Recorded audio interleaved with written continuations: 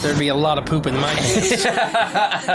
I've seen a 6-foot alligator go swinging through the air and slam into a tree. These guys are the scientists of the supernatural, lecturers leaving lessons for inquiring laymen. They are applying the scientific method to a world that baffles science. They are the cryptids of the corn. But who else has big black wings and red eyes? Batman. Oh, Mothman. Oh yeah, Mothman. A great white shark was stolen. Oh, someone stole a shark? I got stuff for you don't even know about. She's a witch. She turned me into a newt. Who knows? Anything could be possible. Anything could be possible. It's really big abduction vibes. Holy moly. It sounds like you were abducted. And it just stood up. I mean, it just like kept going and going. And she goes, what the?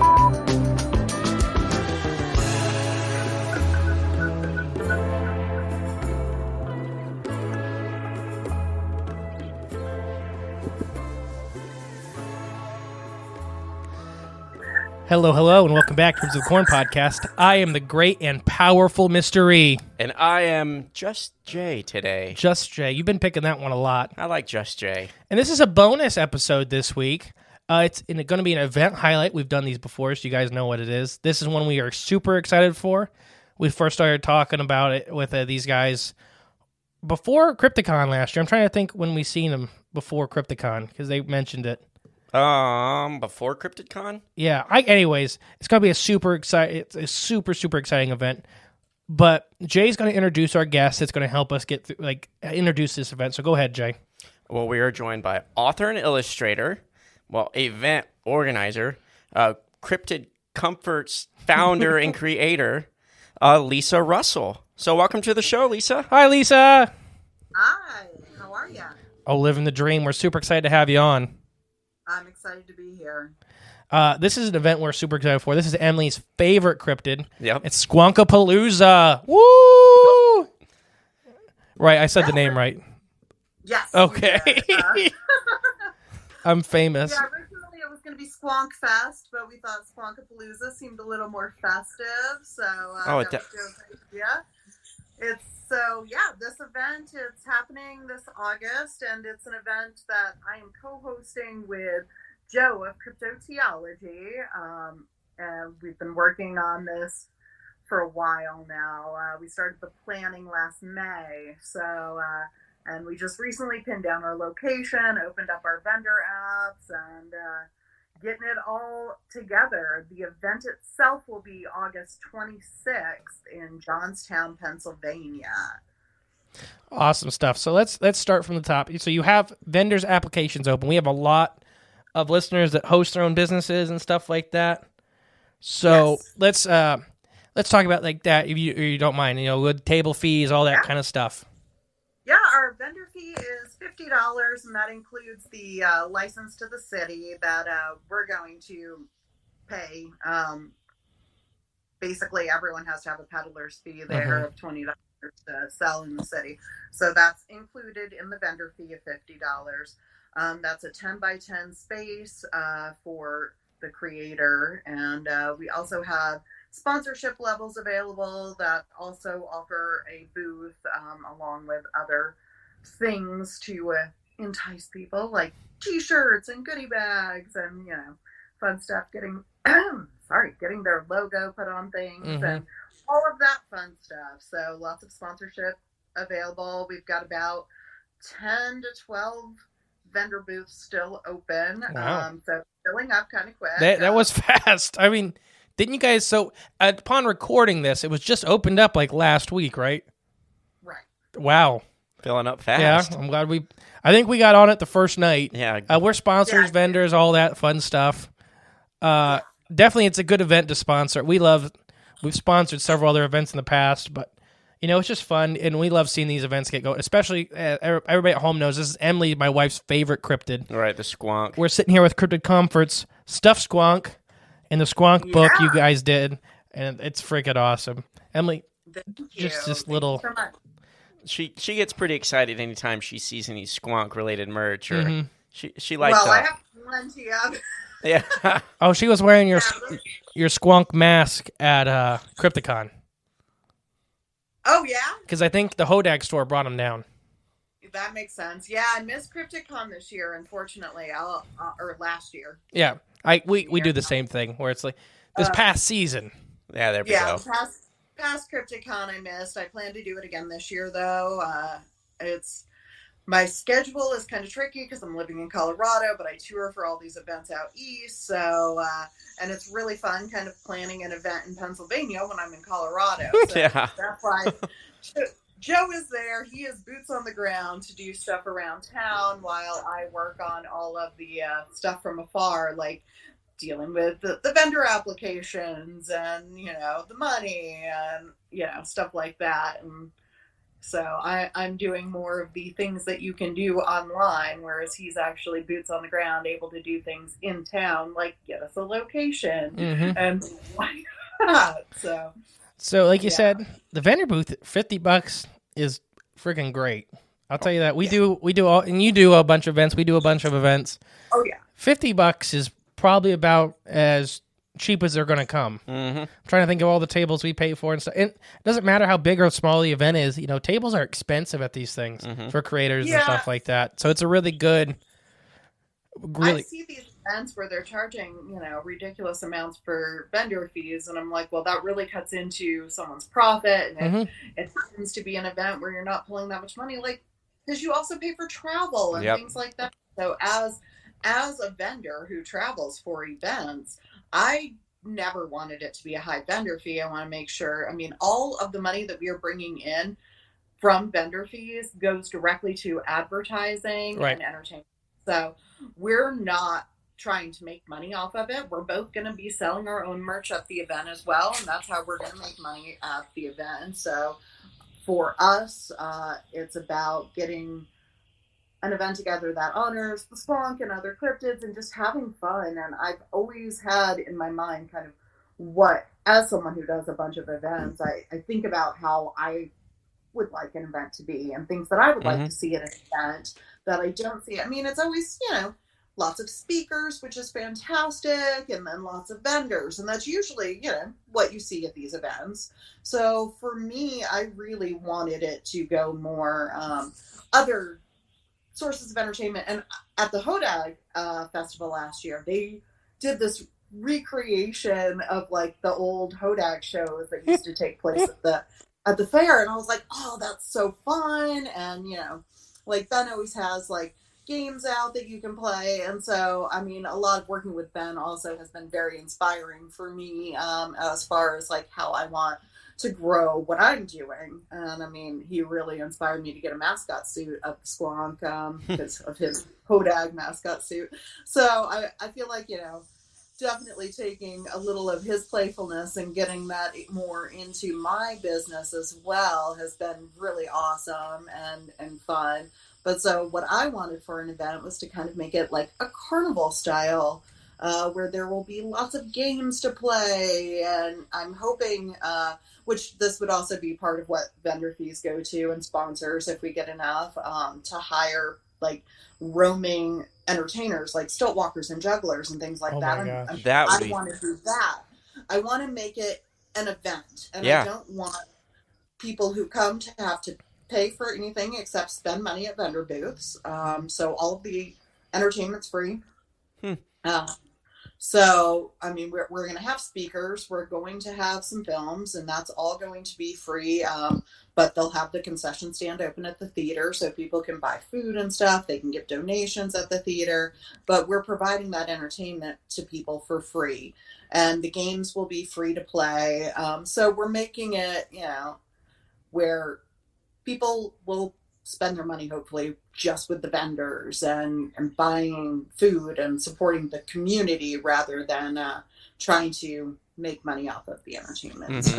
I'll tell you this. We started doing events. We've been doing them for over a year now. Yeah, running the circuit. Yeah, but the ones that seem to be ran by other vendors, like you're saying, always seem to be better events, in my personal opinion. Because you guys get, we include it, but you guys get to see the stuff that works, the stuff that doesn't, the stuff people enjoy. Right. Like there's some events that just aren't very fun, and I don't ever name any names, but because it's just like they don't get to personally, those people don't get to walk out and see how people are reacting to the event. And and I mean, it is hard to get around and kind of see what's going on, especially like Mothman Festival, which is oh gosh, yeah. Love it. It's awesome. But I hardly ever get to leave my booth except to go to the bathroom. And when I do, it's like trying to squeeze through crowds and crowds of people. But I know there's other things going on. Like they have live music, which is fun. They've got, the Ghostbusters walking around, people in cosplay. And I'm really encouraging people to come dressed up to SQUONKAPALOOZA and cosplay costume. We have a lot of cosplayers. You guys hear that at home? I really love when people come dressed up. It's so much fun that way. Monster Day Greeley here in Colorado does that, and it's fun to see people all dressed up. That's awesome. Let's talk about the location of the event, because I don't know it very well at all. Pennsylvania, right? Yeah. I don't. Yeah. What have we done in Pennsylvania? Nothing yet. Beaver Falls. So I used to be a fishery biologist, so I used to survey and stuff. Beaver Falls, Pennsylvania is about the only place. Beaver Falls, Pennsylvania is about the only place I can think of that I actually did surveys. And the Beaver River and Beaver Falls is a big man-made waterfall. Sweet. Cool. And anyways, but I don't know much about the area, so can you tell us some about that? I know being out in Colorado. I don't know much about the area. So that's Joe. Joe lives there in Johnstown, so he knows all about the area. But our event is at Central Park in Johnstown, which I've only seen in photos at this point from Google. So I don't know a whole lot about the area myself. You hear that, Joe? We're coming for you. I know. That's why I want Joe to be on these podcasts with me. So we see Joe March 3rd or March 4th. Okay.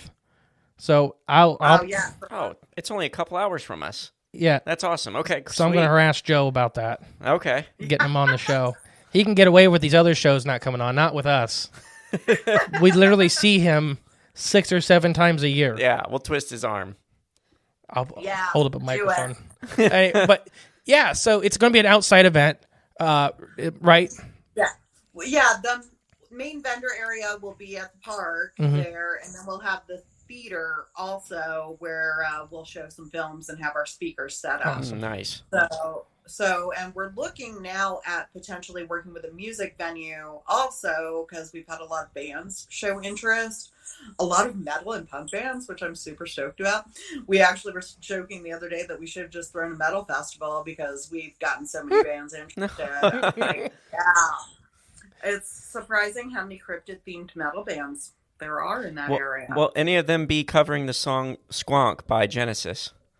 I don't think they covered that song, but they do have their own Squonk themed song. Okay, good enough. So one of the bands is Cryptid Tears. Check them out. They have a Squonk. Cryptid Tears. Oh, I'm gonna look that up right now. You guys pulling it up? It'll probably be playing it all day. Yeah, I mean their band name is the Squonk reference. So. Oh gosh. But, yeah. So we're hoping, and otherwise we'll have bands playing at the after party, which one of our vendors, who you guys probably know, Danner of Conjure Dust. Yeah. It's his birthday, so we're gonna have a little after party birthday party. I've talked about a Squonk wearing a party hat, so that should be happening. That's gonna be so much fun. Yeah, this sounds like it's gonna be a fun event. I'm excited for it. It's gonna be a ball. And so for the website, you guys have a good website, everything like that. And there's we're still months and months out, so you guys haven't got a chance to work with the hotels exactly yet. But there's a list of hotels on the website that are close. We're campers, so we'll probably find a campground that's close by. Okay. But the website, I'll put the website link below, everybody at home. This is going to be one definitely worth coming to. Mm-hmm. And you're still taking speaker applications, so there's no speaker schedule or anything like that yet. Yes, we have not figured out our speaker schedule. It's all about timing and which films we get in and how that's going to work with the theater. So that's still something we're working on setting up. But we do have a few that we know are going to be there, but nothing's quite right official yet. Yeah, but that's perfectly understandable. Being how many months out? Shoot, 7, 6, half a year away. But we're gonna have you back on probably the end of May, early June, to kind of maybe go over a speaker schedule if you got it by then. Yeah, we'll definitely have it by then. I'm hoping to get, that all squared away pretty soon.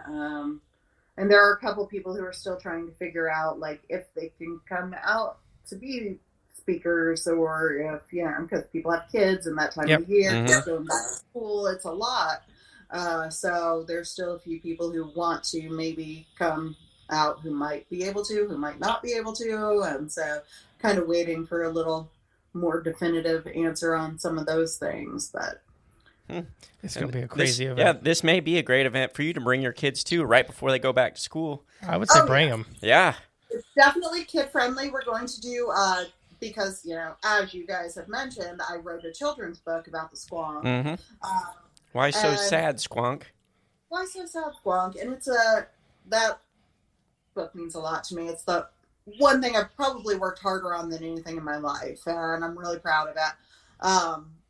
So I'm going to be doing children's story time, where either I myself or someone else will be reading cryptid themed children's books. So, I mean, there's a few out there that, I'd love to get volunteer readers too. If people want to do that, that'd be cool. There you go, Jay. I would do that. Yeah.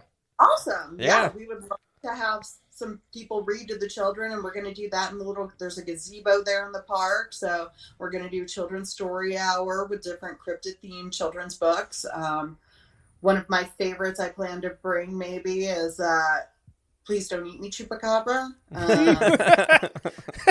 That one's really great. That was put out by Hazy Dell. I can't remember the author offhand. I've got it here somewhere, but yeah, that one's a really cute children's book. And I know there's some about the Hodag, and then Danner did the illustrations for one that Mike from Moth Boys wrote. That's really great. Mothman Learns His ABCs. And so we're planning on trying to get as much children-friendly storybooks that we can that are cryptid related, and have people read them to the kids. So that's still in the works, and it's definitely going to be a family-friendly, all-ages event. Lots of fun for kids and adults alike. See, we appreciate that. Me and my wife are both 4-H advisors. We're having a kid here soon, but our main show is family-friendly. That's been one of probably our biggest compliments, is that, they're never worried about plugging us in the car and stuff like that with, having to worry about with the kids. Cause it's just a lot of this in this field, a lot of this stuff is not family friendly, or can be not family friendly very, very quickly. Mm-hmm. And it's just nice to have one of these events that's fully family friendly. It's fun. You don't got to worry about your kids and stuff, like hearing stuff they shouldn't stuff. Right. And I mean, we put it out there that we want all of the vendors to have, PG-13, no nudity stuff, because I know we're going to have a lot of children there. So, I want to keep it nice for the kids. And I also am a former teacher, so I always am thinking about, that stuff. I want to set up, which I've still got to figure out, like, I know we have some Girl Scouts who are volunteering. Awesome. So I'm going to hopefully set up some make and take craft stations for kids where they can, sit down at a table and make something, and, have little souvenirs that they make themselves too. That's pretty cool. And I'll steal an idea for you from our good friend B. Okay. She does Bigfoot festivals, but she did Bigfoot casts that people could make home and take. You should do Squonk cast. Ooh. Oh, that's cute. Yeah. That'd be, a 50-pound bag of plaster is like $7. Yeah. I used to teach cryptozoology classes for kids. And awesome. We did Bigfoot footprints one year where they used my foot. Yeah. I have giant feet. We have. I was size 12 and a half, so yeah. Oh, okay. Bigfoot footprint. The kids thought that was really fun. I got a big. We have a whole giant shelf of Bigfoot casts in this house, and me and Jay's feet are both in there, and we just have them in there so you can kind of try to guess who's who. That's awesome. I'm super pumped for this event. We've been pumped since. I am too. We've been pumped since we first started talking to you guys about it. Me and my wife actually got to meet you. I can't even remember. It was two. Mothman. It was Wasn't it? no, it was 2 Oh. cryptid cons ago, I think. Okay. As Yeah. I think we got your Mongolian deathworm and stuff like that, right? I mean, I don't remember. It's. I mean, I believe you made the red Mongolian deathworm, right? Yeah. Yeah, I think that's. Yeah. Oh gosh, where's he at? He's right there. Oh, there he is. He's up He's on up our there. shelf. He's up. He's right there. Anyway, but yeah, this has been one we've been excited for a while. And how many hours did you say it was from us? We're Northwest Ohio. Only 2. What? Yeah, an hour and 49 minutes. What? There you go. How is it only an hour and 49 minutes? That's what Google Maps said. We're not an hour and 45 minutes from that side of Ohio. Sorry, we argue a lot on you know there. what? It's just people enjoy it. I pulled up the wrong Johnstown. Oh, he pulled up the wrong Johnstown. Oh, man. We're on the Michigan side of Ohio. We're closer to you. All right. Oh, okay. Here we go. New update. Yeah. 4 hours and 52 That sounds minutes. more accurate. It's 2.5 hours to the border. Yeah, that didn't make sense, did it? It's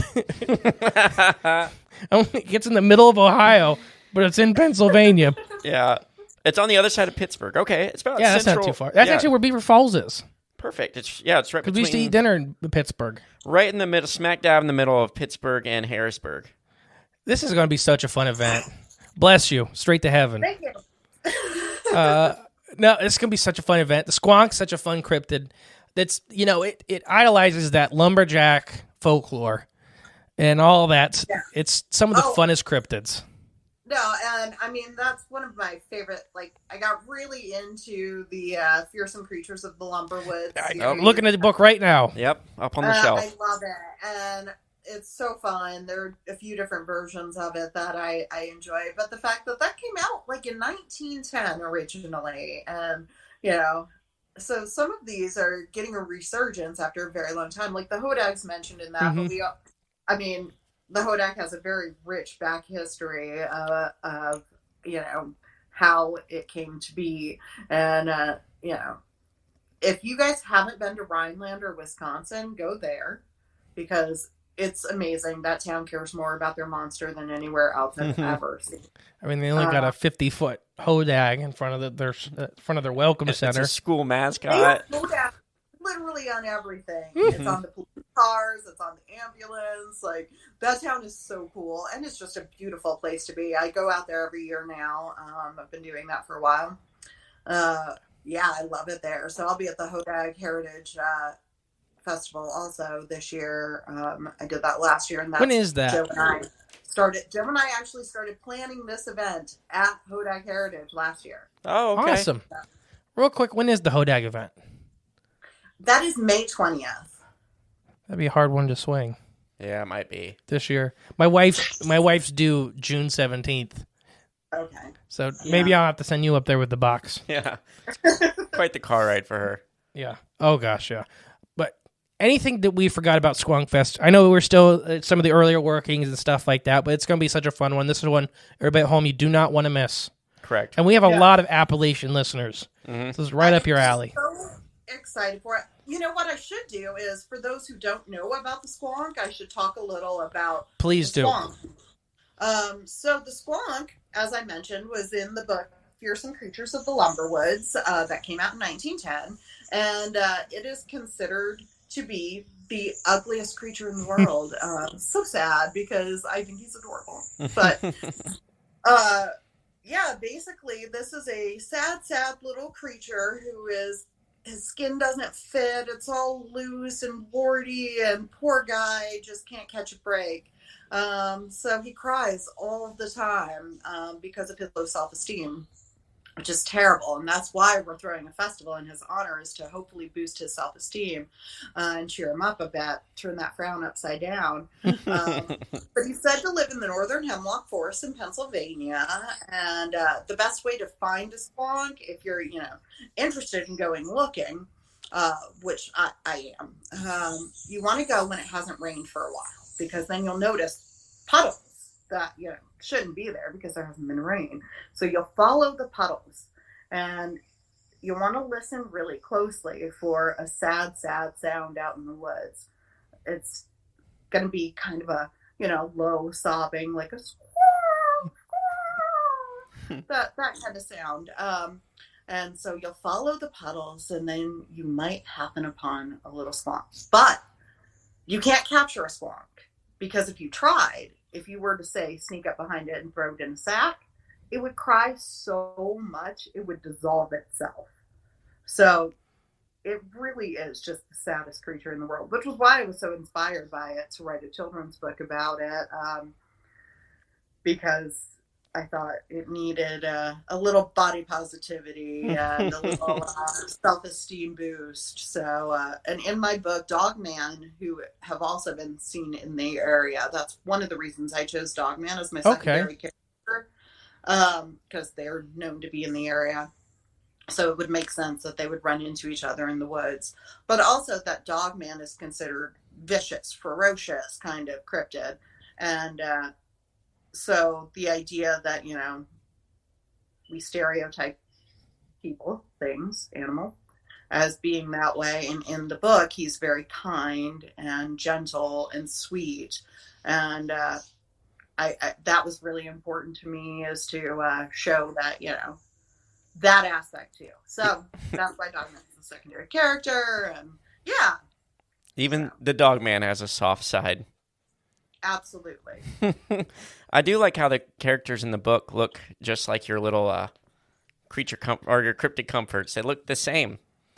Oh yeah. Because every single drawing that I do is actually from photos of my stuffies. Ah, perfect. Oh, okay.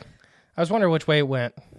Yeah. So I take pictures of the stuffies, and then I plug them into my art program. I use Procreate, and then I draw actual pictures of the stuffies. So I get, you know, the features right. But yeah. You know, obviously they're moving in different positions and stuff. So a lot of it, I mean, I went to art school. But I originally was considering having someone else illustrate the book. And then I was like, well, okay, I can't really afford to do that, because, you know, I'm a poor artist, and I can't afford to pay an illustrator what they are worth. I was originally talking with Cryptic Clyde about doing it, because he had done a drawing of my dog man that was so awesome. But yeah, so ultimately I was like, I know how to draw. I just need to learn how to draw on an iPad and illustrate myself. So then I had a friend who's an artist who taught me how to draw on the iPad one afternoon, and she gave me a really cool drawing tool called a Cosmonaut, and, you know, set me up with Procreate, let me borrow her iPad, and I took a few months to draw out the book, and I drew probably at least 90 pages for a 30-page book, because me and my co-writer, Brandy, she is one of my best friends, and she is a professional songwriter. So I wanted her in there to kind of make the flow of, you know, the story sound good, because I'm not a writer. I mean, I've always dabbled in it, but I had an idea, but I needed her to kind of be there to structure my sentences and make me sound good. Well, the book's great. We both like it. Oh yeah. Emily's like, I have to have it. I can't remember what conference we got it from, but Emily just like, that's the one thing on her list. She's like, I have to have that. Oh yeah. That's the first thing she bought. Oh yeah. She's been excited for this event for a while too. We actually have a clay squonk on the wall over there. Awesome. Yeah, ours looks more like an armadillo that got ran over, but it's just awesome. This is going to be such a fun event. Once again, everybody, I will link all the website stuff below, so you just got to click that. The hotel, vendors, sponsors, please sponsor the event if you can. We try to sponsor, you know, a couple a year, and this is one we sponsored, so we're super, super excited. It's going to be a ball. Anything I missed? I don't think so. I think we've covered the squonk pretty well. Okay, and then anything you want to plug while you're here? I mean, always going to plug cryptidcomforts.com, my own personal business, and Cryptoteology. That's Joe, my co-host. He designs t-shirts and does awesome artwork. So, yeah, support us, support the festival, SQUONKAPALOOZA.com, and we're really really excited about it. And we have some really awesome vendors lined up and really great sponsors. And I'm pretty stoked about this. So yeah, it should be a lot of fun. It's going to be a ball. Mm-hmm. So before we go, we have a tradition. We count down from 3 and we scream bye as loud as we can. And just kind of something we do with all of our guests and stuff like that. So you're not getting out of it either. So 3, 2, 1. Bye. Bye. Thank you for listening to the Cryptids of the Corn podcast. Please share with a friend you think would like us. It's the best way to help our show grow. Leave a comment, rate us, a 5-star review, and remember, there is always extra content on Patreon/CryptidsOfTheCorn.com. And don't forget, stay magical.